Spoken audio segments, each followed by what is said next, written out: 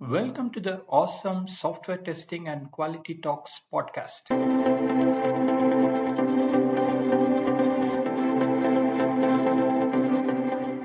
This is Venkat Ramakrishnan, your host. Today we have with us Georg Neumann, a veteran in automation for testing and a Salesforce expert. Georg has been with the IT industry for 31 years. He started software testing with his former employer Oracle and switched to automation quickly. He joined Salesforce in 2014 and has been working on multiple roles, including UI testing and Selenium framework. After switching his career to be a software developer in 2021, Georg currently enjoys learning and working in new technologies and programming languages. Welcome, Georg, to the show. Thanks for accepting my invite to my podcast. Hi, Venkat. Thank you for inviting me to this podcast. Pleasure to talk to you. Sure, Georg. On the testing role that you had so far, what are the kind of challenges that you faced with respect to software testing at work? Yes, so a lot of things I have been able to see. Yeah, so let's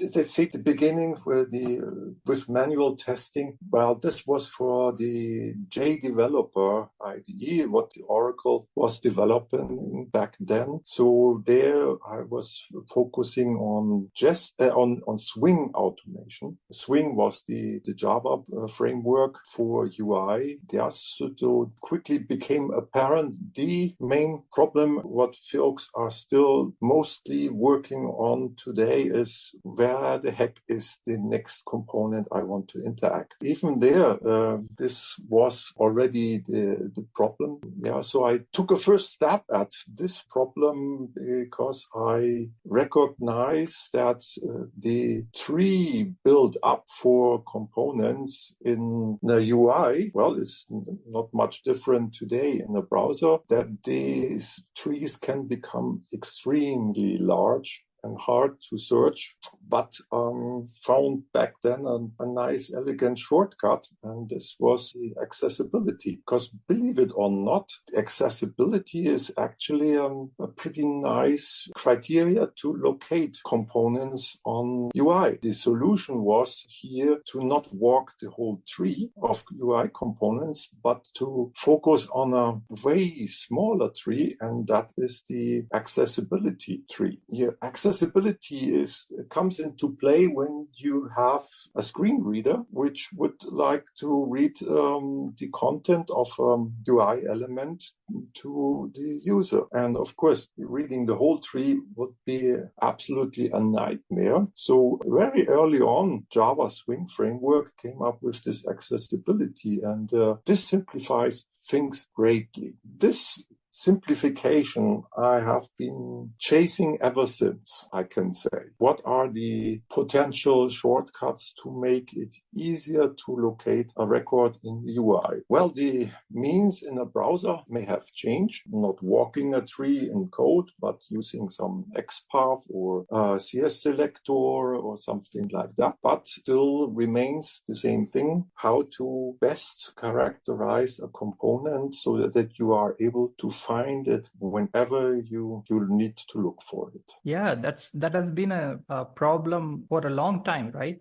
If I remember right, it has been there for decades. So yeah. So indeed, this is kind of the one thing what I am really worried about, that 20 years later, this is still a thing. This is, I think, from my perspective, the most productivity killer. Absolutely. Instead of aiding us on the software testing, it's consuming a lot of bandwidth, and it also puts a lot of stress in our work. I have heard it from several people. I have had podcasts in which we have discussed this before, and it is really worrying. I completely agree with you. Yeah. So in the same time, so when I started, this was also the time when JUnit became a thing. This got introduced by the Eric Gamma. So early 2000, then JUnit became way more and more a thing for developer to write, and it became kind of a second nature to them. The IDEs started to support that. And now this is such a lovely integration in IntelliJ and Eclipse, VS Code, you name the IDE of your choice. It has unit test support. This is seamlessly embedded in the whole development process, the whole pipeline for CI/CD. JUnit or whatever the language is, so XUnit has become de facto a standard. But we are not seeing a similar development on the UI or the test automation side beyond unit testing. Right. Moving on, we will talk a bit about your move to development. So we have been in touch for a while through LinkedIn, and I think somewhere about 2 years back, you moved away from test automation and you became a software developer. So what motivated you to do that, especially since UI test automation is such a hot area? So why did you leave UI test automation and became a developer? So back then, we, as in my team, we were working with customers to help them with their test for automation for their Salesforce applications. We had the idea to improve the collaboration with those customer teams by developing an application using Salesforce context, a Lightning Web Component app. And then we started using all what is nowadays there for development. So in VS Code, there was a nice integration for Salesforce. You could spin up sandboxes in no time, deploy this, run this, do debugging and all that. And that was amazing, yeah, because the months, the years before, I was practically working with plain Java object, mainly using a Selenium framework, and then so using the console in a browser, and this was at times pretty tedious to debug, to figure out things, and often it was always the same problem, fixing some locator changes. And so it became apparent to me that I was really comfortable in an environment which, however, has not been able to keep up with other developments on the coding side, so that my skills were pretty outdated. That somehow was a wake-up call for me.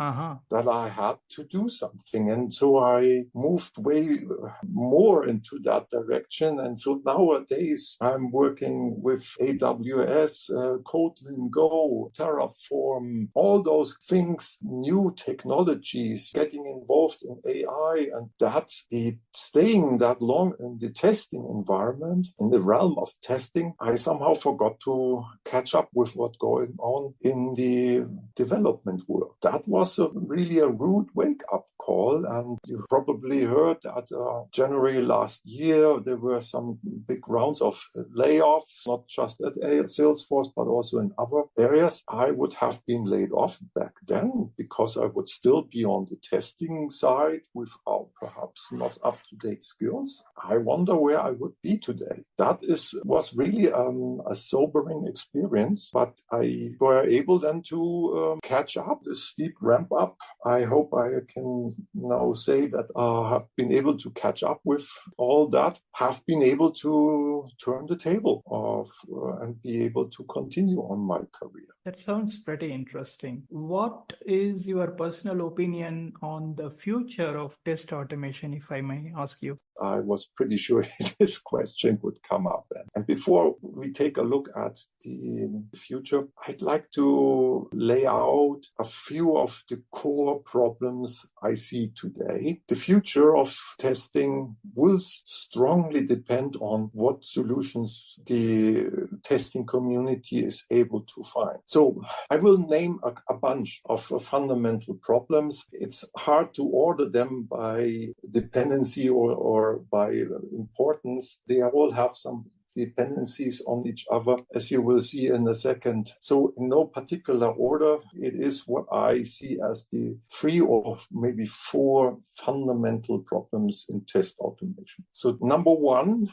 it is a technical thing, and this is what I mentioned before. We still have no real solution to the problem. Where is an object on the UI, and is it ready to interact with? There are potential solutions. One way we tried opening up a kind of a side channel so that the components involved are able to talk to each other and synchronize. And those components are the test client, the browser with the UI to be tested, and the back office, and potentially even logging system of servers running in the background. So that would be, in my opinion, a super important step going forward, to have this side channel, because that will be opening up a lot also in terms of usage of AI. The second problem I see is, and this is more of a skill set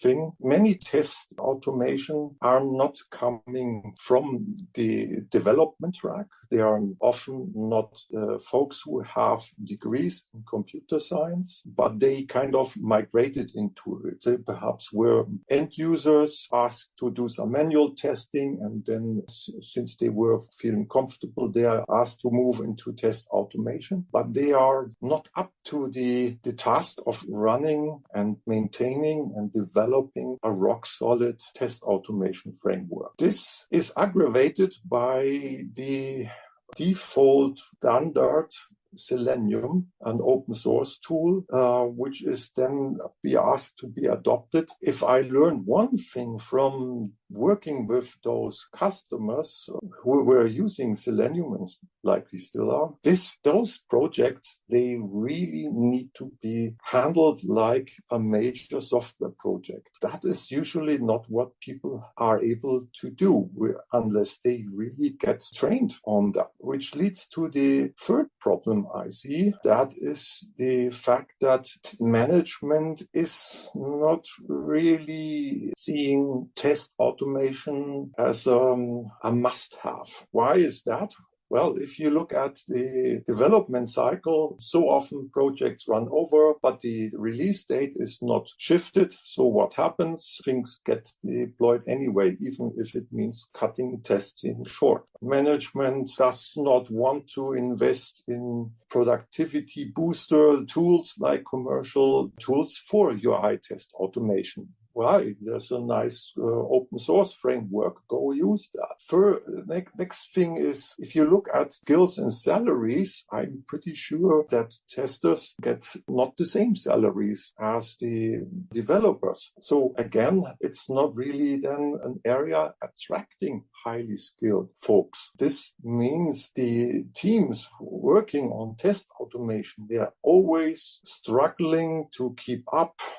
It's an uphill battle. They are often faced with the fact that things get lopped over at a late point in time. Then the quality of the tests is not so high that developers don't like to run them as part of their checking process. The tests are unstable. No one trusts them. And so you see there's a downward spiral in eroding the trust into UI test automation, not really helping the case of improving there, because it is a cost factor. That is the leading to the other problems. There's no real big money into test automation. Yeah, there are tool providers who have certain market share, but it will never become a real big thing, I'm afraid. And so it's hard to get out of this problem. And all those three problems, which are kind of building a circle, they are now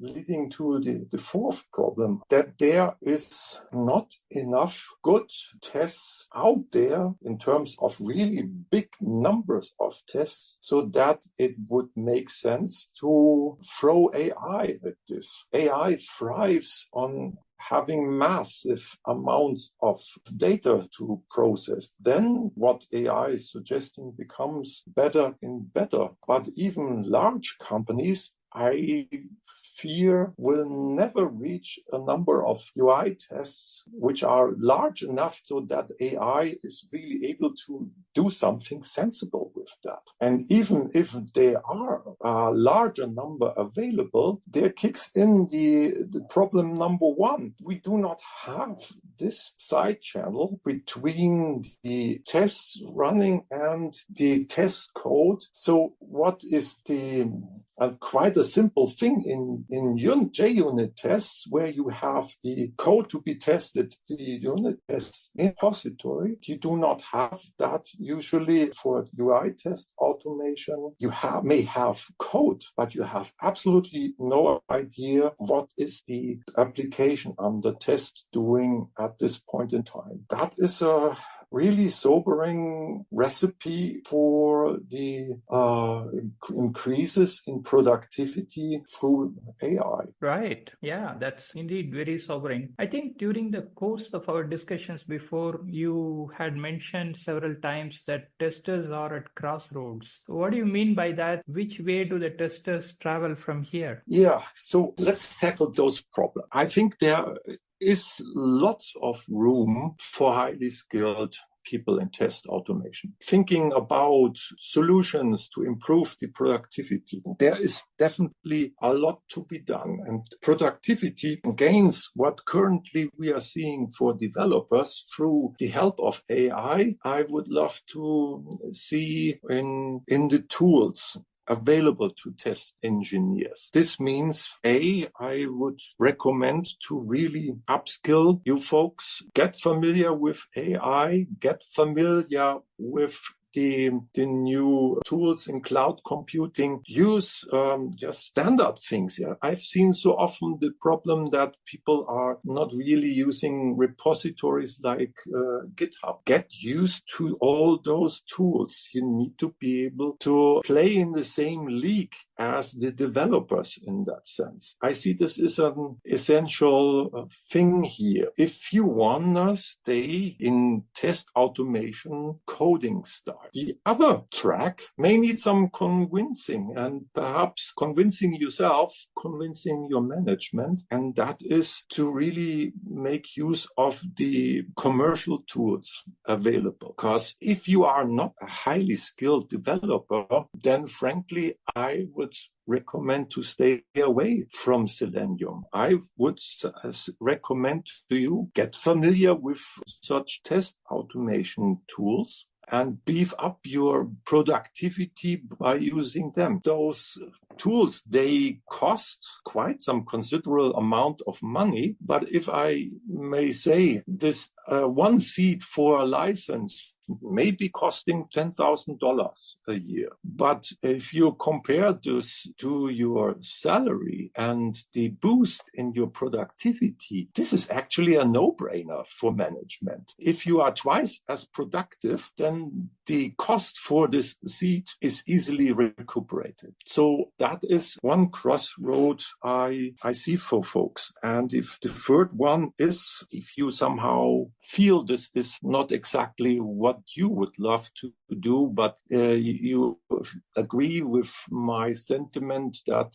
these tools at the moment not that much going on test automation side. You need to really get into the development track. Then becoming a developer does not mean to forget about testing. Keep the idea of testing not just in the back of your mind. Make this an integral part of your work.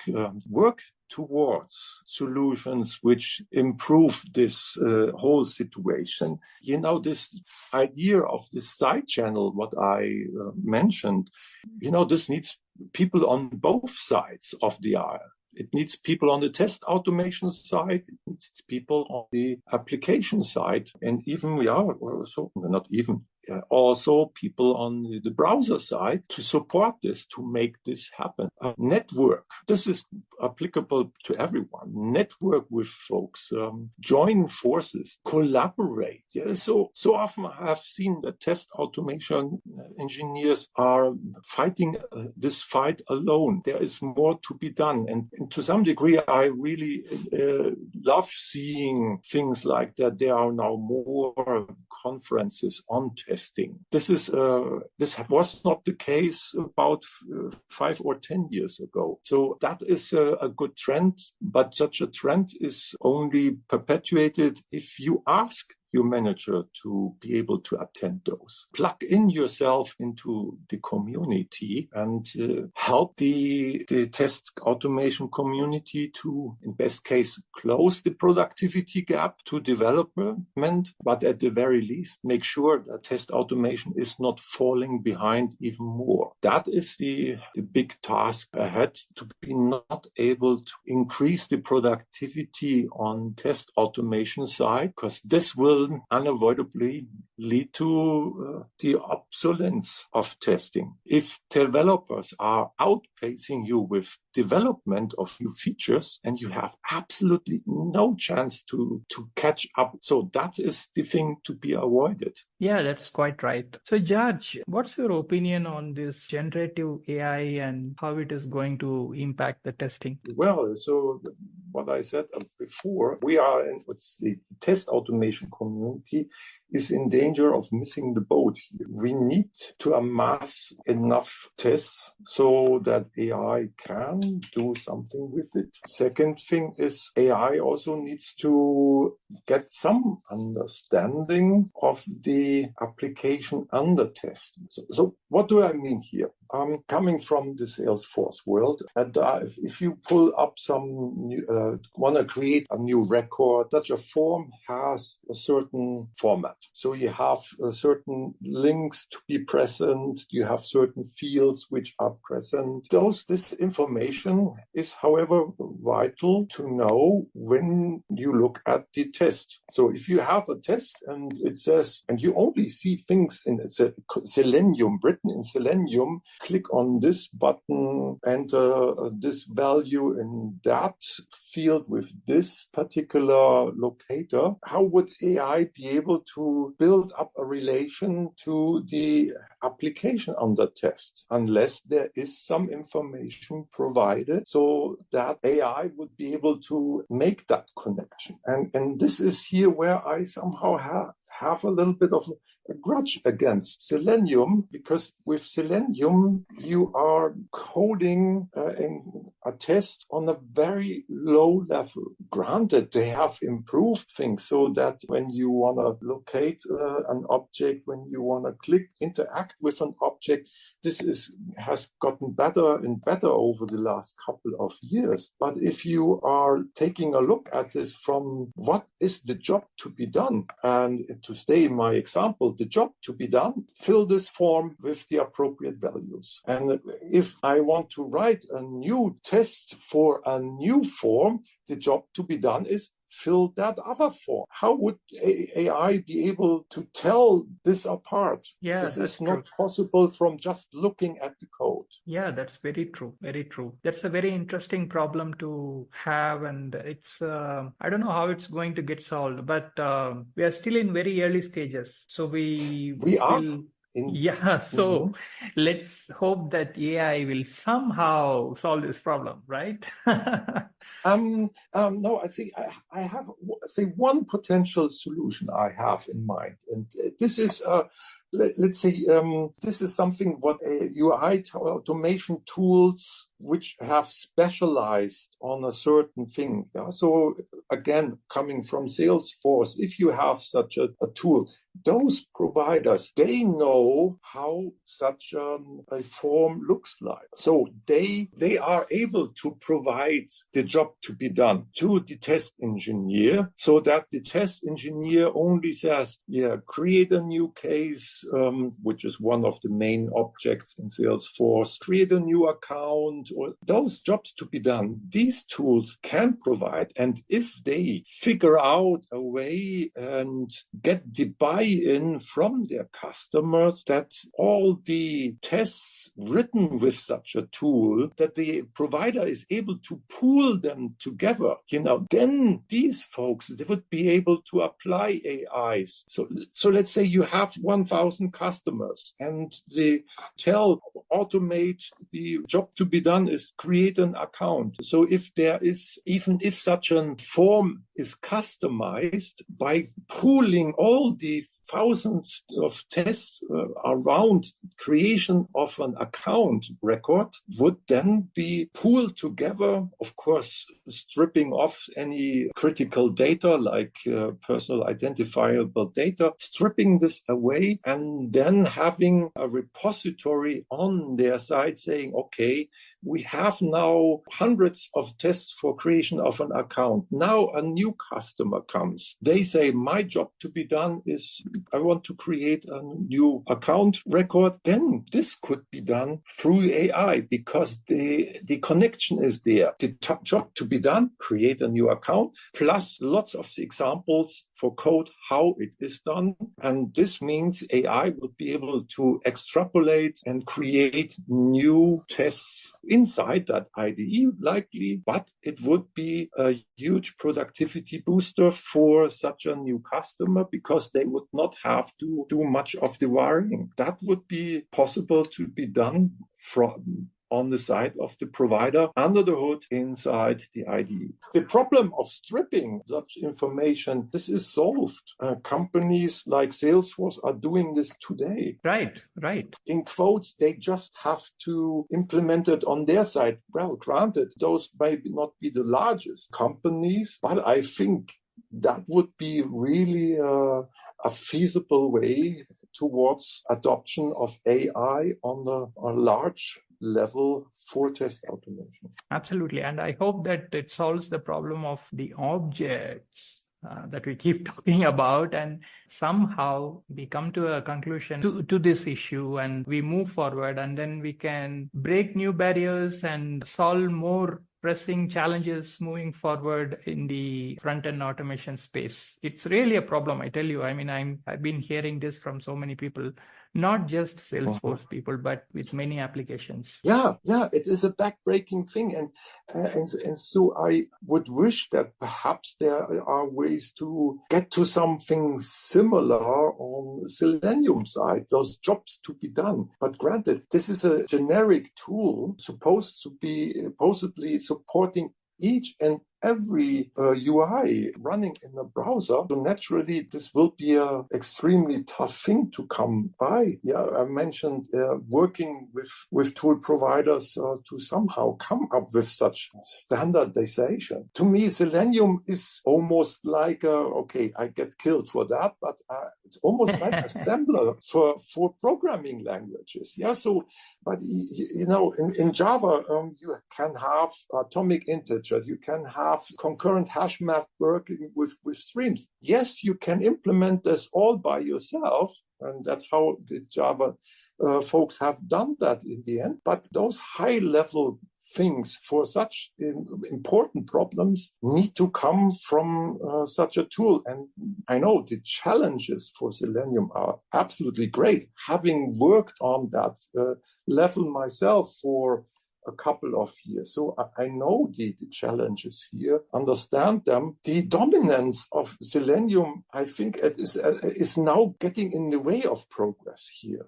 Selenium should be the engine running under the hood and not be the main thing users are interacting with. Absolutely. The interface needs to be under the hood, as you said. The users get more of AI-based interactions so that they can express themselves, prompt to whatever they need, and then the AI translate that into actions which can be done by Selenium. While we are talking, another idea which just came to me, yes. When I use now my IDE, I'm working on code in Salesforce. We now have also, of course, we have also AI support there. It is analyzing code, putting the current file and perhaps the whole project into the context of AIs. And then when you are adding a comment, the comment then is acting as a prompt, as what you know from ChatGPT or any other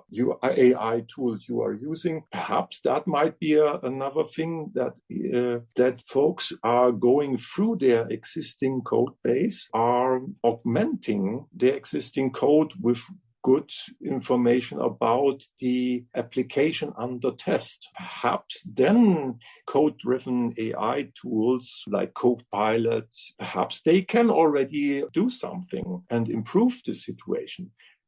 But again, say you need to really go through this. So based on my example before, the creation of an account record, so if you have any classes, be it Java or whatever programming language, augment them with comment, with tags, talking about the object you are operating on in the UI. Yeah, so whatever my awesome account object, what you the container which is supposed to pop up in UI.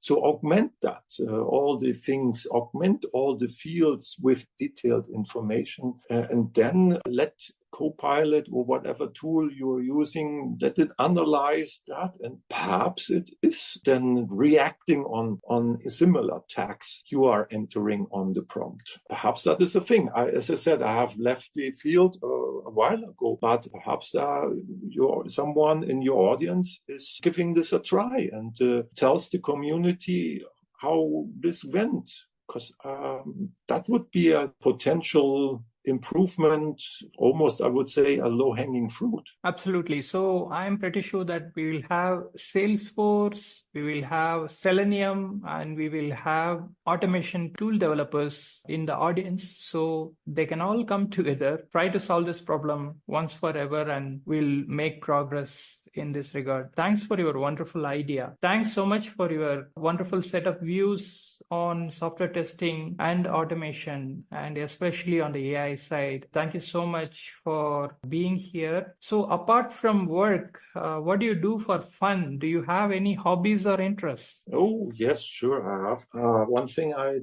like playing tennis. Wow, so, that's great. So when the season starts soon, so where we are competing in teams, so we just moved up one league, my teammates and me. So I'm playing 50 and older, ranked number 2. So I will be surely having quite a number of highly skilled opponents to face this year. Another thing what I love to do, my wife and I, we like ballroom dancing. Not on a competitive level, but I'd say more on the upper end of hobby dancers. So it's something what we are also trying to do once or twice a week. So it's a great sport to perform as a couple. You have to collaborate there. If something goes wrong, it's usually the man to be blamed. So at times it teaches you a lesson in humility when things are not going right. That is because I am not giving the clear enough signals so that my wife knows what figure we want to dance next. It's something what I think is really great, because you can really do this as a couple together. So I like to work long hours. That makes sure that I have still plenty of time with my wife. Wonderful. Is waltz or salsa? Yeah, you're correct. So waltz, Viennese, quick step, tango, also a few from the Latin American area. So the rumba, energetic, a jive or a disco or hustle dance. So yeah, there's quite a long list of dances. you can dance those in competition. There's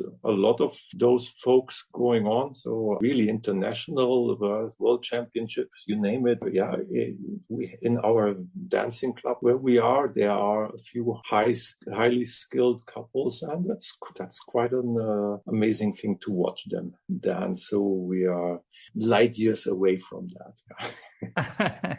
But that's quite a list. It's amazing that you dance quite a wide variety of genres. So thank you so much for talking to me today on behalf of the STQT podcast. I'd like to thank you. We'll be in touch. We will keep discussing on the automation for testing moving forward, and your work as a developer. I would be very interested in following up, see how it pans out, and all the best for all that you are doing and for the future also. Thank you so much, Venkat.